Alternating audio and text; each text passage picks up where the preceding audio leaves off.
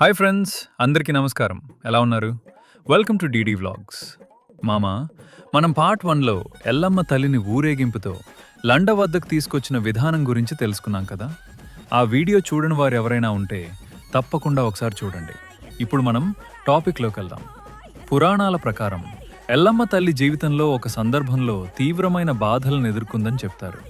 తన సొంత కొడుకు వల్ల కలిగిన కష్టాలను భరించలేక ఆశ్రయం కోసం లోకమంతా తిరిగిందట.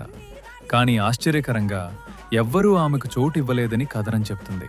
అప్పుడు మాదిగ వర్గానికి చెందినవారు ఆమెకు ఆశ్రయం కల్పించి రక్షణగా నిలిచారని విశ్వసిస్తారు. వారి ప్రేమకు, వారి మానవత్వానికి కృతజ్ఞతగా ఎల్లమ్మ తల్లి ఒక లందలో నివసించిందని భక్తులు నమ్ముతారు. ఈ కథ మనకు ఒక గొప్ప సందేశాన్ని ఇస్తుంది. కులాలు కాదు, మానవత్వమే గొప్పది. అలాగే బోనాల సందర్భంగా ఒక ప్రత్యేకమైన ఆచారం కూడా ఉంది. ఎల్లమ్మ తల్లికి పూజలు చేసే ముందు గ్రామాన్ని తన 1000 కళ్ళతో కాపాడే గ్రామదేవత అయిన పోచమ్మ తల్లికి మొదటి బోనం సమర్పిస్తారు. ఎందుకంటే పోచమ్మ తల్లి గ్రామ సంరక్షకురాలిగా భావిస్తారు. ఆమెకు భక్తి శ్రద్ధలతో మొదటి బోనం సమర్పించి బలి ఇస్తే గ్రామమంతా సుభిక్షంగా ఉంటుందని, ఎలాంటి ఆపదలు దరిచేరవని విశ్వాసం. ఆ తర్వాతే ఎల్లమ్మ తల్లి ఉత్సవాలు మరియు మిగిలిన కార్యక్రమాలు ప్రారంభమవుతాయి. మీరు కూడా ఈ ఆచారం గురించి ఏదైనా కొత్త విషయం తెలుసుకున్నారా? కామెంట్స్లో చెప్పండి.